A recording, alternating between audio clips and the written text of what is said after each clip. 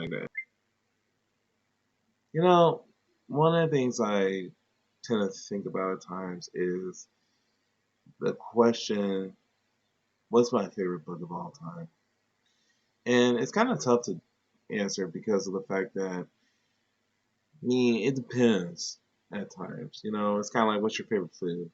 I like pizza, but then there might be some days I can say my favorite food might be a double cheeseburger with bacon and no onions. So, that being said, as far as favorite book goes, I used to say a lot of times over the years that it was Stephen King's Enter the Dragon. But then something happened. Um, I went to a church, even though I grew up as a Christian, and but truly got devoted to the Word. And in the midst of that, I was recommended this book, The Pilgrim's Progress. I need to turn it right, move over here. There we go. And that honestly became my favorite book of all time. And I love the book. I really do. Well, what is it? It is a Christian allegory written by this man right here, John Bunyan.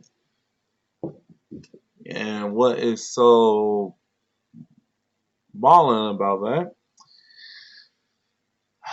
I will surely die, but I will surely go to heaven, in spite of saying that. But anyways, what is so cool about that is the fact that he wrote that while he was in prison because of the fact that he was preaching the word. So, man pretty much became a legend for one, preaching the word, then going to jail for preaching the word, and then being like, yo, I'm going to tell a story that preaches the word. So that's pretty cool. I think that's pretty balling. I think that's pretty awesome. I'm going to stop saying balling. I'm going to stop saying that. If you want me to keep saying that, let me know. Otherwise, I will stop right now. But anywho's, um, so that being said, I later saw years later, rather 2 years later, 3 years later now. No, actually 2 years later. Yeah. No, wait. Okay, I read this in 2018. So yes, 3 years later, because this was recently about a week ago. Actually, I saw the movie. Um, I saw the animated movie, the 2018 animated movie, Perfect Progress. And no, I do not have it, but some of my church members actually had it, particularly a couple. They had it, and we watched it. Shout out to the Mullins, y'all cool, love y'all. So, anyways, this, by the way, is not going to be a review per se of the movie or even the book. Kind of is. I want to talk about like spoilers. I recommend them both, respectively, and for respective reasons. Um, and this isn't so much of a dissection of what makes the book better than the movie, or what makes the movie better than the book. It's just more or less of my personal take on what the movie did, and to give a little glimpse of, if you're, let's say, you've read the book and you're wondering about the movie, should you watch the movie?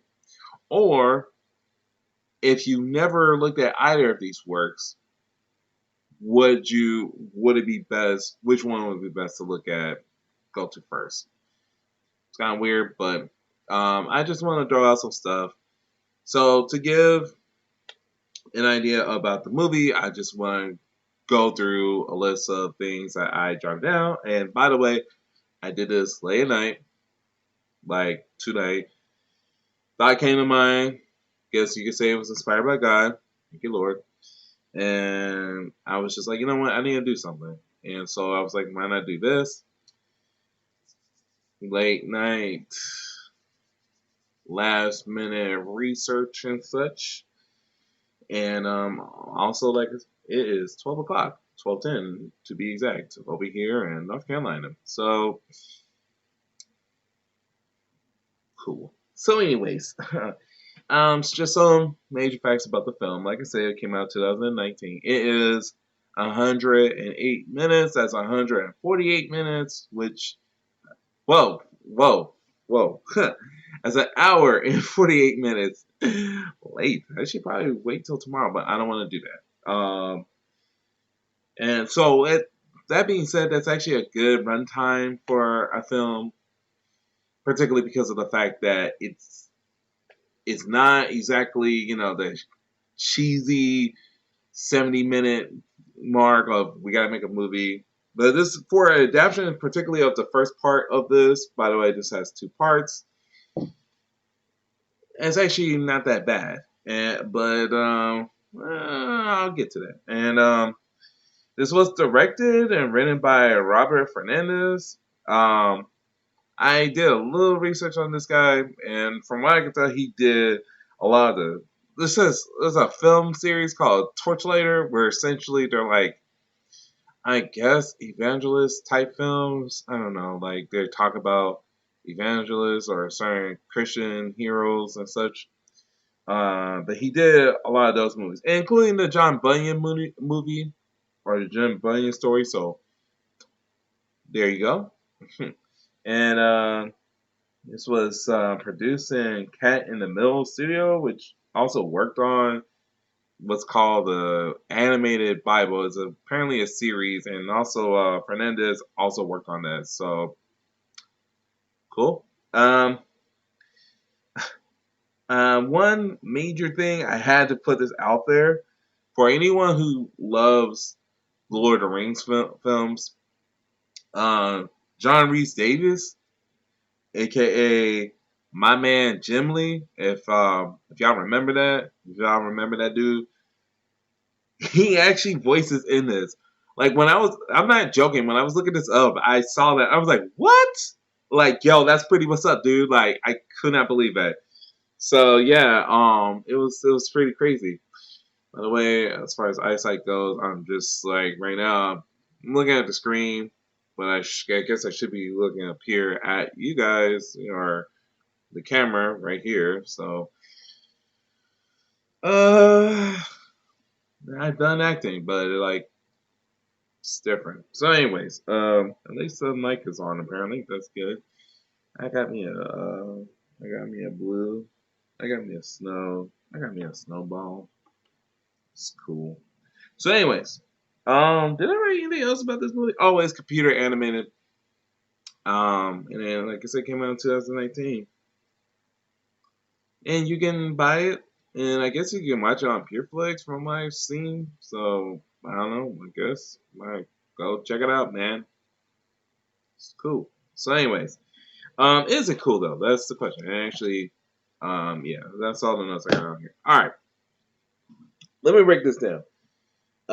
Best way I can think of. So this is a Christian allegory. The whole premise of this, first of all, what's the take out of Pilgrim's Progress? Pilgrim's Progress is essentially kind of a way, like I said, it's an allegory, but it's kind of a way of sort of a a helper's guide to like how to understand the Bible, but more or less of how to understand the Christian walk, the Christian journey, and such. So that's the whole thing about it.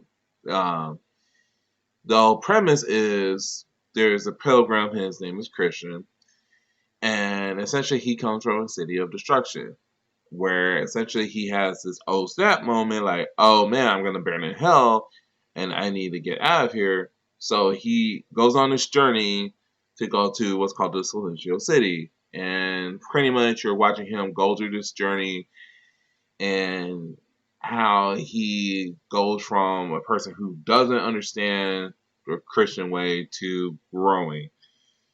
And you see him going meet all kinds of different characters, both good and bad. Good and bad. All right. I was like, did I do that right? Anyways,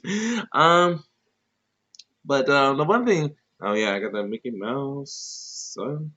Um, I hope this doesn't get me in trouble. But anyways, so the thing about this movie, or rather this work, what I loved about the book, first and foremost, it's like a fairy tale.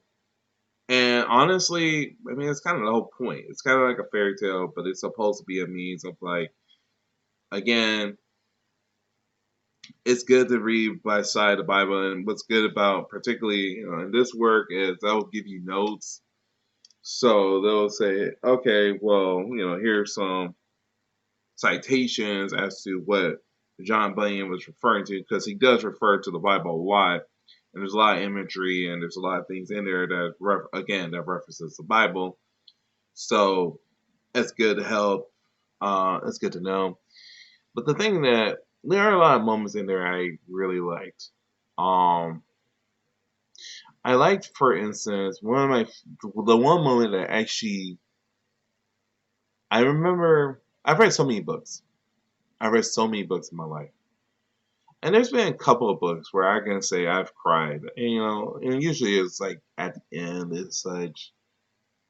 But I never really had a book where I sat down and I said, I get this. Like, I get this on a personal level. Um, and it made me cry. And I would say John Bunyan's Pilgrim's Progress really did that. And there's particularly a scene, and by the way, if I didn't say it, spoilers. Um, but I'll try to do minor spoilers, or we'll try to keep it as big as. But there's certain moments. I'll say this. Actually, I don't know if I'll spoil, but like there's certain moments in the work where I can say, like I said, I get this, where it's very impactful.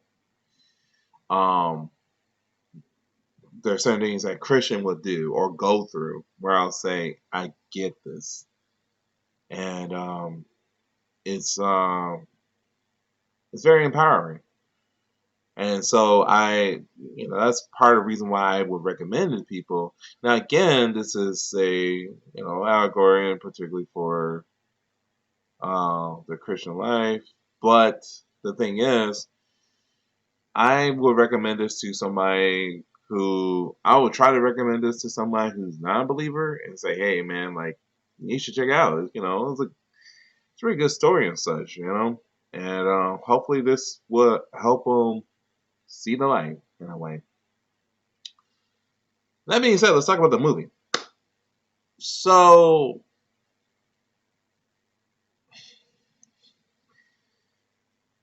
the movie is not so bad. It really isn't. I saw some reviews, and I know that some people like chastise it for the animation or dialogue and such. So, animation wise, this is not a Ghibli type. Not Ghibli. Well, Ghibli just did it. Pixar. I'm thinking of Pixar or DreamWorks type of movie. But I will say it's a whole lot better than a lot of movies that attempt at making a CGI animated movie, computer animated movie. So I give it that. It's very just straightforward. That's the whole point of it, and there's not a lot of fantastical stuff that goes on in it. Although there are celebrities there that I will, get to. Let's see. As far as the dialogue goes, I mean, this was based off of a work that came out in like the 1600s, so like mid 1600s. So it's like, all right, well, that's kind of the whole point. I will say though, one of the things about the movie that, and like I said, the 108-minute mark, it's kind of interesting because, like I said before, I think works okay. I think the only thing, not to like put down the introduction, which was a fine introduction, but it was a bit wordy to me, and and I guess it's kind of like it was trying to like explain like the premise of the movie in a way, or give the idea of what the movie was like. Kind of remind me a little bit of what John Lasseter would do for a lot of the Ghibli films. Hey, I mentioned Ghibli earlier, so there we go. Um, but anywho, the problem I have with it is that, like I said, it was very wordy and such. So it didn't really say much about it. I honestly thought for a moment it was gonna be kind of like in the book. So in the book, John Bunyan kind of has himself as a character. And it's sort of interesting because it starts out with him saying, it was a dream, that he had a dream, and that all of this is a dream and such. And there are moments where he does come in. So I thought it was kind of going to be like that, like, oh, we're going to do that. It's like, oh no, it's just somebody talking about the movie, and you're like, oh, okay, that's cool. Um, what can you do? But um, let's talk about the stuff I liked in the movie. Where um, the voice acting was actually pretty cool. I actually will say it. I thought the voice acting was very well done. I like the character designs. Honestly, I thought the character designs in this movie was good, and that's a thing I don't think a lot of people think about when it comes to animated works in general is character designs. I liked the character designs. I liked how Christian looked, although there was a bit of me that was thinking, kind of reminded me of what's the dude Flynn from Tangle. I kind of thought about him for a moment, but I mean, it's all right. Like, I was like, if I had an idea of what Christian looked like, I would say this was the thing. Another thing too. So I will get into not so much of spoilers, but I will get into some little elements here and there. There are some set pieces in the movie that are visually well done, where and they take some liberties that even kind of changes up from the book, where I thought I'm cool with this. Um, like case in point, so there's a character named Faithful. I don't remember. There's two characters that follow Christian that go with Christian. It's Faithful and then it's Hopeful. I don't remember. Faithful is the one of faith. Hopeful is the one that gets them out of with hope. Trying my best not to spoil. But the thing is, in the book, Christian meets him later and is like, hey, like, oh, we're from the same town. And it's like, oh, okay, that's cool. In the movie, this isn't much of a spoiler because this is literally the beginning of the movie. But, like, part of the reason why Christian starts getting the, oh, it's not feeling of, I'm going to burn in hell is because at the beginning of the movie, at the town, they essentially they're like, hey, you got to get this dude stuff because uh, Faithful left. And so when they're going through his stuff, Christian happened to pick up, the good book and such. Excuse me. And so that is why I thought that was actually really cool. And it gave it a little setup of who Faithful was. And also gave an idea of, all right, this is how Christian came to be. It's been a minute since I have read this. Like I said, I haven't read this since like 2018. And I probably should have read a little bit of this for my research. But like I said, this literally dawned on me like today, tonight, yesterday. Um, and I was like, oh, you know what? I should actually do this. So, but yeah, could have done more research. Sorry, folks. I will do better next time. But that being said, The thing with that, what I liked about that beginning was in the movie is that they gave it a setup, and I thought that was really well done. Oh, I was saying the book. I can't remember, but I think he got the book from Evangelist, which is a character that I have to look this guy up because I forgot. Uh, John Rhys Davis voice, and so I was like, hmm, that might be a thing. I don't know if you want to like fact check me, you may on that. But anyways, another thing I liked too was I liked a lot of the fantastical elements that were presented in this work in the movie. Like I said, that it's something interesting that I don't think a lot of people think about. But it's like there's a lot of fantastical elements in the book, and to animate it in such a way, I mean, kudos, kudos. Anyways, I give it credit. It might not, like I said, it's not, it's not Pixar, it's not DreamWorks or Disney, but you know what? They did it. A lot of these movies, a lot of these cheap movies, man, like they would mess this up. So I give it to them that they worked on this. Um,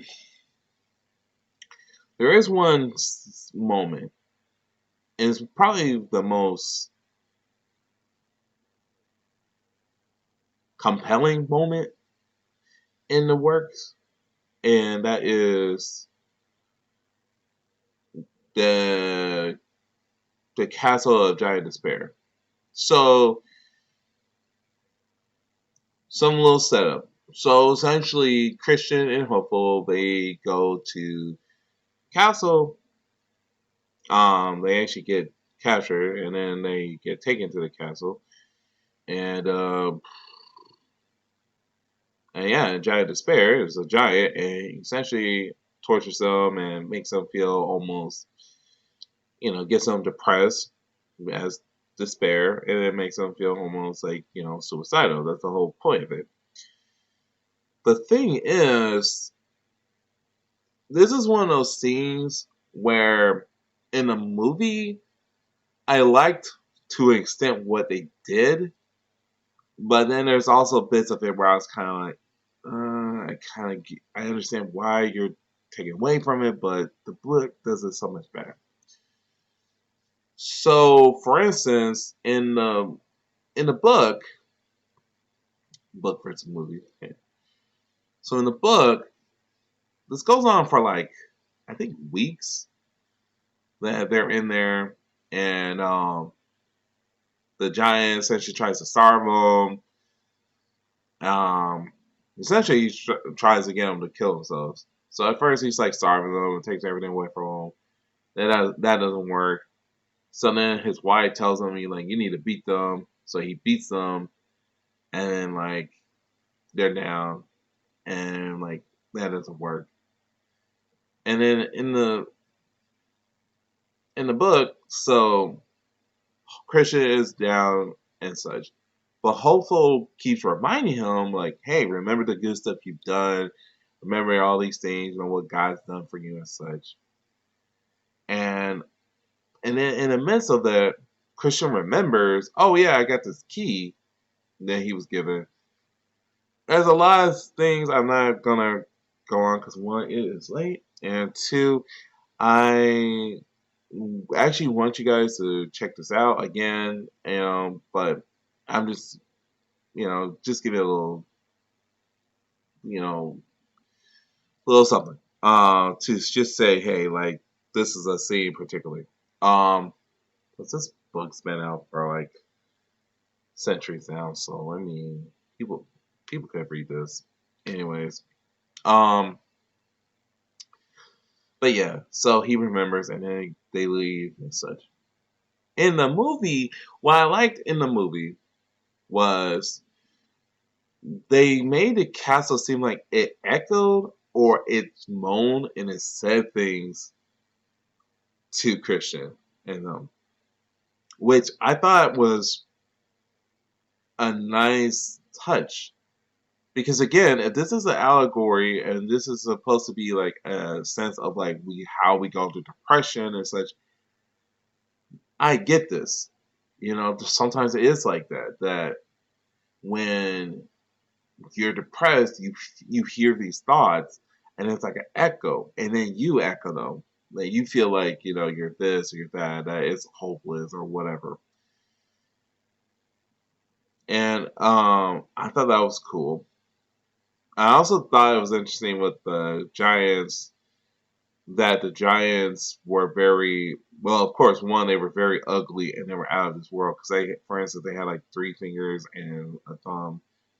So it was like, oh, okay, well, um, everyone else is like normal hands. Them, they're like very cartoonish, but at the same time ugly. So it's like, oh, okay, I get it. Like, it's the whole idea that depression is very ugly and it's out of this world and such. So, all right, I guess so. Cool. And I also, but like I said, the Giants, they had this little argument that they kept doing and such. And I thought that was very interesting. Because again, sometimes despair is like that. It's like a thing.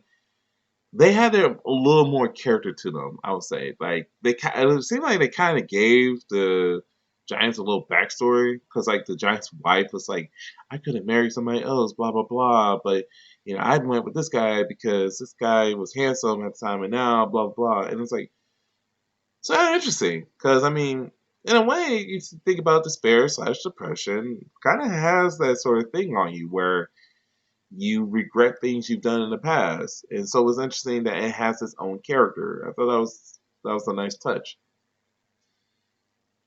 But here's the thing: what I don't like about this scene in the movie was, all right, one, it seemed like it only went on for a couple of days rather than a couple of weeks. Um, Actually, it almost even feels like just a couple of hours. Like you were in there for a couple of hours. Who knows? Um, but then, like Hopeful, for instance, was like he was kind of condescending in a way. Like he was kind of helpful, but at the same time, he was very much of like, come on, man, like what are you doing? Like shut up, man. You keep saying the same thing over and over. That's the kind of vibe I got from him. I'm gonna move the mouse real quick. I realized it was over the record button, and I was like, I don't want to accidentally stop this. So, anyways, like I'm doing now. But anyways, they oh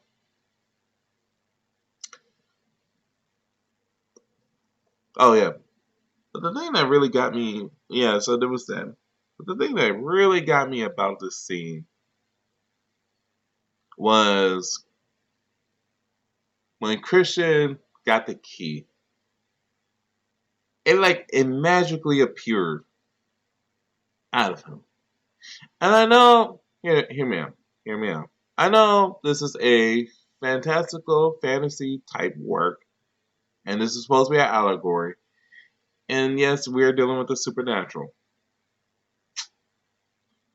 However, the problem with this is compared to the book, it's been a minute, but if I remember right, Christian actually had the key on him, but he forgot about it, and then he reached for it.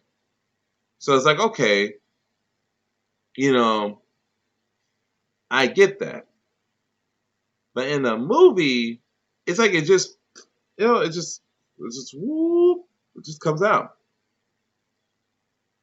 And the problem I have with that is why? You know, why is that a thing? It doesn't make any.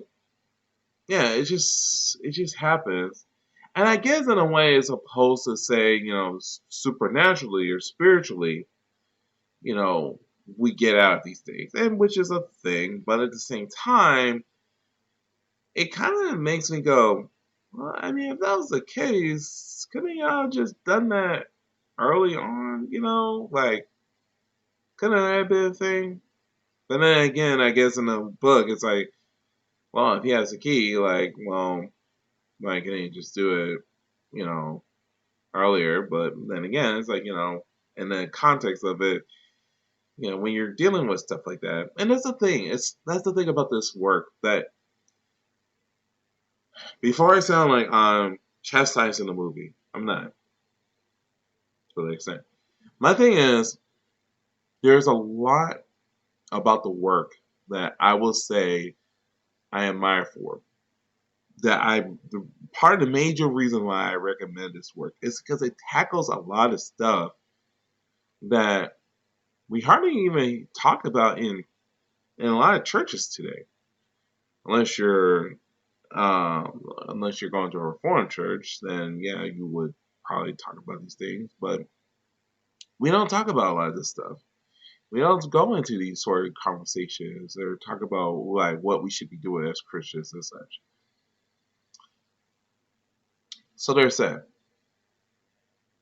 My thing is overall though, I think I think with the work and I think scenes like that in the movie, which either shorthand stuff, because there's a lot of moments in here where it's like there's an interpreter scene. Like that was a whole chapter in a book where they went through a whole lot of stuff, and I love that part because there was so much to take. But it's like in the movie they shorthanded it to like one bit from there, and it was like, all right, well this is kind of be the point that's gonna happen later in the movie, so that's what you're gonna deal with in the movie, and it's like, oh, okay. But in the book, it was like he didn't deal with a lot of this stuff per se, even though he did, in a sense. He didn't deal with it physically, but he did deal with it a lot. There's a lot of stuff in there that's good to say, as Christians, as believers of Christ, this is what you're going to deal with. This is for preparation of like, okay, when you go into the world and you try to and you venture out, you're essentially you're gonna learn, oh, okay, well this is what I gotta do as a Christian, this is what I gotta understand. That, sometimes my faith, it's my fire, it's gonna die out, or it seems like it's gonna die out, but it's gonna take some help, some spiritual help to like build that fire up again and all that. And then there's also like, hey, here is a sort of a shortcut, but you're gonna take some you're gonna take some heavy doses of pain to get through it or something like that. It's been a minute. And there's also a lot of conversations that happen in the book, throughout the book. But in the movie, it's very shorthanded. It's very much of kind of like trying to breeze through. I think one of the major things about the movie. So here's one of my major gripes about the movie, in a sense. Um, it's just it's kind of weird because I have like a with the movie. It's like I like what they were doing, and I get what they were doing, so I give them respect. But at the same time, it's like you guys either really cut this back, or you guys should have cut some of this back. It's like, for instance, the City of Destruction. Like, there was too much emphasis on that series, on that city. And they even added some characters in there, which I think it was kind of clever that they tried to say later on that some of these characters were actually characters later on.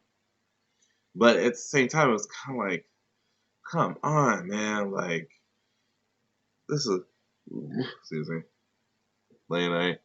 That's what I do. At least you know it's human.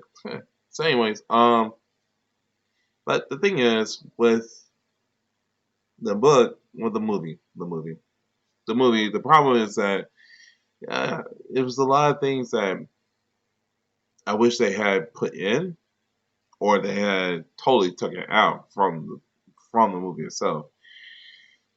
There's some things I'm kind of okay that they didn't add in there because they would have been too long. Like, for instance, like I said, in the book, there's a lot of conversations that go on, and they're like debates almost. And it's like, okay, that's cool. That's cool to read, but to watch, like, especially for this to be targeted towards children, guess, even though it's rated PG. It's targeted towards Christians, but in general, it feels more like a Christian kids film. So yeah, let's not have all these conversations. We don't need to have what's that character's name? Hold on.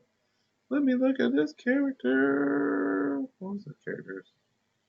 Uh, Ignorance. There's a character named Ignorance. Yeah, we don't need to add that dude. We really don't. But at the same time, it's like, would have been interesting, would have been fun, but all right. Major disclaimer.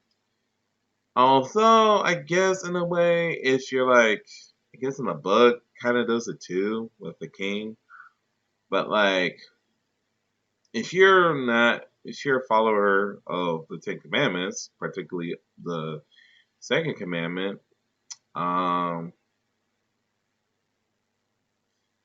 you'll be in for a treat at the end. But nonetheless, so here's my thing. Overall, what do I say about this work?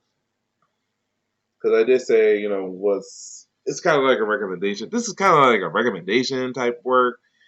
I'm actually recommending both. I'm going to be real. I recommend both the book and the movie.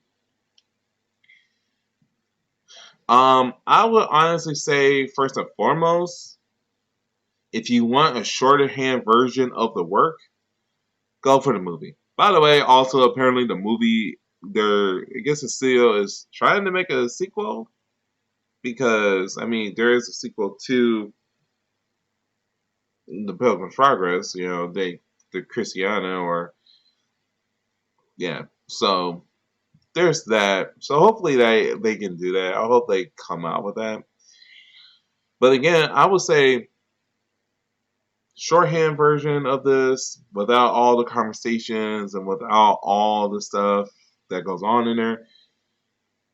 Check out the movie. It's like I said, it's an hour and 48 minutes. It's not bad. It's all right. My only disclaimer is that they took out there's not enough meat in there. I would say it's there, but it's just not enough. But it's good. It's a good meal to have. It's a decent meal to have. But if you want something with more meat and substance, of course, check out the book.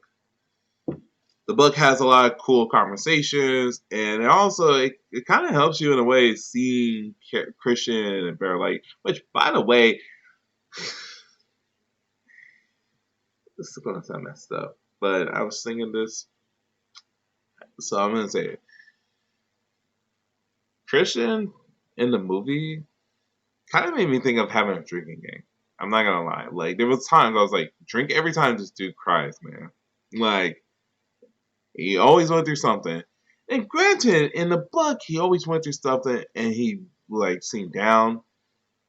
But it's like, after a while, Christian like bucked up and was like, yo, man, like I said, in the book, when he has those conversations, he's like, bro, I don't want to hear this, man. Like, I got no chill for y'all. And I'm like, whoa, you pretty cool, bro. But in the movie, it's like, all right, man, like Christian's going to do something. He's going to be upset again. But this is the Christian life, so I guess so, man. It's an allegory, man. What can you say, man? Plus, this is a children's movie and such, so yeah. Um, overall, I would say the book, like I said, the book, there's a lot of stuff in there. There's a lot of interesting visuals, or a lot of things to take in mind. But the movie gives a lot of these things a visual element to it. Oh, by the way, one actually element I actually liked in there too, in the movie was so there's like this baggage that Christian initially has, and it's interesting how they show it like it's something that other people can't see, but those of the Christian light can see, and so I thought that was actually a nice touch to it. So overall, check out both. It's more of a preference thing. Um, if I had a recommendation, if I had for anybody who's ever interested in adapting the book, my suggestion, I'm considering doing it myself, God willing. But nonetheless, I would say I think this would work best as a mini series. Honestly, like if this were a mini series and you were to take it, chapter by chapter, or you were to do it, maybe it could be maybe 3, 4 episodes, or even 6 episodes. Just like make it a mini series. You can put it in the dialogue. You can put in all the conversations and such. Um, it'd be worth. I think it'd be worth checking out. But for right now, there are other adaptations. I'm not gonna go into those. No, probably not now. Maybe sometime in the future. We'll see. But yeah.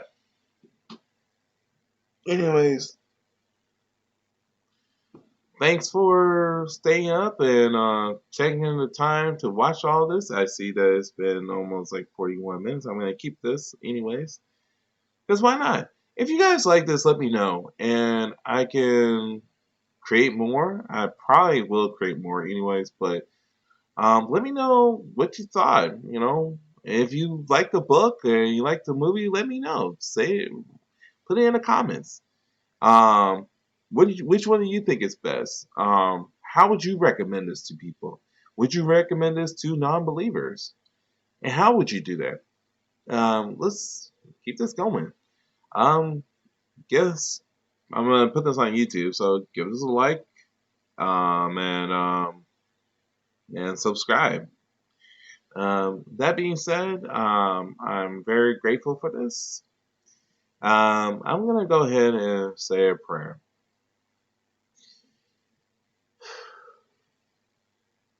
Oh, dear Heavenly Father, thank you for this time that you have given, and thank you for this opportunity you have provided for allowing me to do this.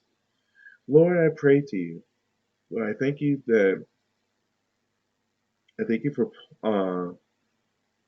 for John Bunyan. I thank you for the people who worked on the film. Lord, this is a good work that is truly trying to devote to you, that speaks of you.